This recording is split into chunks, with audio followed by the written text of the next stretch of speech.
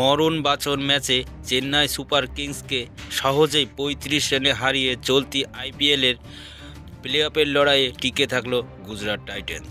অধিনায়ক শুভমান গিল ও তার opening partner সাই সুদর্শনের ১৭ রানের সুবাদে জয় পেল গুজরাট। এদিন জয়ের ফলে ১২ ম্যাচ খেলে ১০ পয়েন্ট নিয়ে লিগ টেবিলের ১০ নম্বর থেকে ৮ নম্বরে উঠে এলো শুভমান গিলরা। অঙ্কের বিচারে এখনও প্লে অফের দৌড়ে টিকে থাকলেও গুজরাটের পক্ষে টানা তৃতীয়বার প্লে অফে খেলা কঠিন। এদিন হেরে সিএসকেও চাপে পড়ে গেল।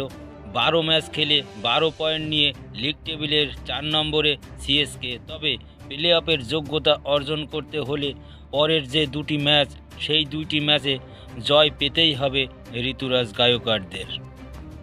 এদিন টসে জিতে প্রথমে বল করার সিদ্ধান্ত নেন চেন্নাইয়ের অধিনায়ক ঋতুরাজ গায়কোয়াড়। গত আইপিএলেও ঠিক একই সিদ্ধান্ত নিয়েছিলেন অধিনায়ক ধোনি, কিন্তু এদিনের সিদ্ধান্ত বুমরাং হয়ে যায় তাদের জন্য। ওপেনিং জুটিতে জোড়া সেঞ্চুরি হাঁকান শুভমান গিল এবং সাই সুদর্শন। প্রথম উইকেটে দুজনে মিলে তুললেন ২১০ রানের পার্টনারশিপ। সেই সঙ্গে প্রায় ভেঙেই ফেললেন ওপেনিং জুটির আইপিএলের সর্বোচ্চ রানের রেকর্ড। ২০২২ সালে কলকাতার বিরুদ্ধে লক্ষ্ণের ডিকক এবং কেএল রাহুল অপরাজিত ছিলেন ২১০ রানে। অল্পের জন্যে সেই রেকর্ড ভাঙতে পারলেন না গুজরাটের এই দুই ব্যাটসম্যান। আইপিএলের চতুর্থ সর্বোচ্চ পার্টনারশিপ গড়েই সন্তুষ্ট থাকতে হলো এই দুই ব্যাটসম্যানকে। কিন্তু দুজনেরই দাপট নীরব করে দিল একেবারে চেন্নাইয়ের বোলারদের। টি-২০ বিশ্বকাপের দলে প্রথম ১৫ স্কোরে ঠাঁই হয়নি শুভমানের। এদিনের সেঞ্চুরি যেন তারই জবাব দিল। উদযাপনও করলেন অত্যন্ত আকরাজি মেজাজে। তার ঠিক ৪ বল পরেই ছক্কা হাঁকিয়ে ১৭ রানে পৌঁছালেন সাই সুদর্শন। গতবারের আইপিএল ফাইনাল ১৭ রান থেকে মাত্র ৪ রান দূরে থেমে গিয়েছিলেন তার ইনিংস। এদিন ১৭ রান করেই থামলেন তিনি, কিন্তু ১৮তম ওভারেই তুষার দেশপান্ডের বলে ফিরে যেতে হয় দুজনকেই। শেষ ৩ ওভারে মাত্র ১২ রানে উঠল।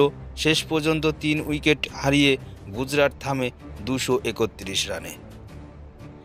বোলিংয়েও খুব দুর্দান্ত শুরু করেছিলেন গুজরাট টাইটান্স। মাত্র ১০ রানের মাথায় ৩ উইকেট হারিয়ে ভীষণ চাপে পড়ে যায় চেন্নাই সুপার কিংস। অজিঙ্কা রাহানে, রাশিদ রবীন্দ্র এবং অধিনায়ক ঋতুরাজ গায়কোয়াড় এদিন তিনজনেই ব্যর্থ হলেন। ধারাবাহিক ব্যাটিং বিপর্যয়ে বিধ্বস্ত চেন্নাইকে ম্যাচে ফেরার রাস্তা করে দেন ড্যারি মিচেল। ৬৩ রানের ঝকঝকে ইনিংস খেলেন তিনি। পাশেই মঈন আলী ৫৬ রানের দুর্দান্ত ইনিংস খেলেন, কিন্তু তারা ফিরে যেতেই হারের অন্ধকারে যেন ঢেলে যায় চেন্নাই শিবির। ব্যাটে বলের সঙ্গে দুর্দান্ত ফিল্ডিংয়েও ম্যাচের পার্থক্য গড়ে দিল গুজরাট টাইটান্স। রবীন্দ্র জাদেজা মাত্র ১৮ রান করে আউট হয়ে গিয়েছিলেন। শিবম দুবে, যার উপরে অনেকটাই ভরসা রাখে চেন্নাই, তিনি মাত্র ২১ রান করেই আউট হয়ে গেলেন। তবে শেষের দিকে চেষ্টা করেছিলেন, শেষ বেলায় ধোনি ম্যাজিক ২৬ রানের দুর্দান্ত ইনিংস খেলেও তিনি ম্যাচ জেতাতে পারলেন না। আরে তিনি তো এসেছিলেন স্টেডিয়ামের দর্শকদের মনোরঞ্জন করতে। চেন্নাইয়ের ম্যাচ হারল ৩৫ রানে। লিগ টেবিলের চতুর্থ স্থানে থেকে গেলেও তাদের হারের যে একটা ধারাবাহিকতা, সেটা নিয়ে প্রশ্ন উঠবেই।